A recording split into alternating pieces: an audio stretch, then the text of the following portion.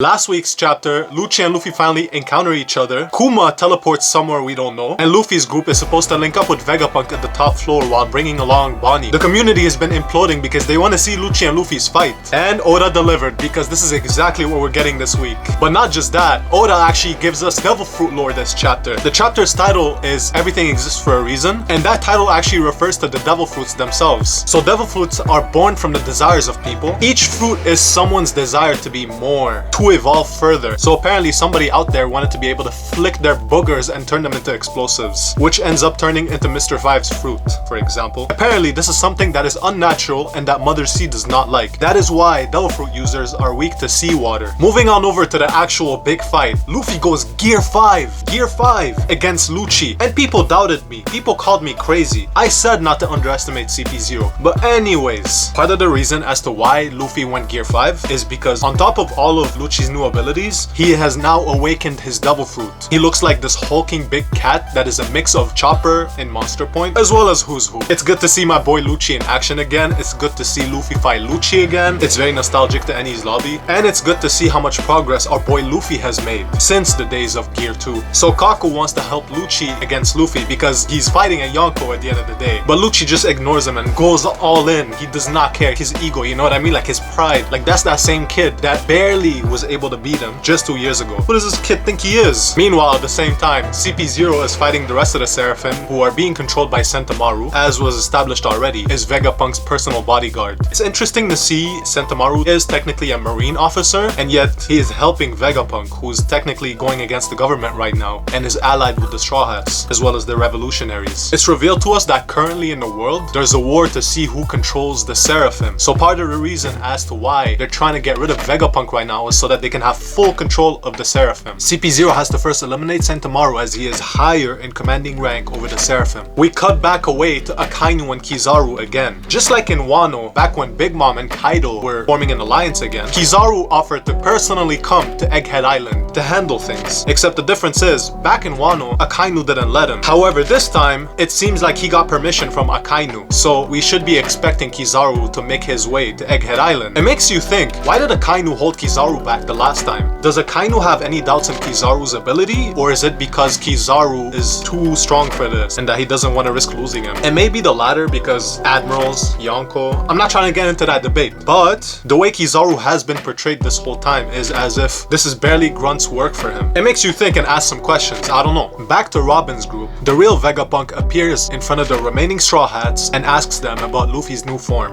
They don't know either and they just assume it's a Gum Gum power. Vegapunk then explains that that fruit was never actually recorded in the Devil Fruit Encyclopedia. He also says how Luffy actually looks like an ancient god called Nika, a god only found in ancient texts. He assumes that Nika was also another name that was erased from history. Back to the Seraphim fight, Sentomaru, who was rescued from poverty by Vegapunk, is now friendly to Luffy and asks him to take him away. The friendly reunion is actually short-lived because Lucci just comes up and finger pistols him, much to Luffy's shock. And that is the end of the chapter, and unfortunately there's a break next week.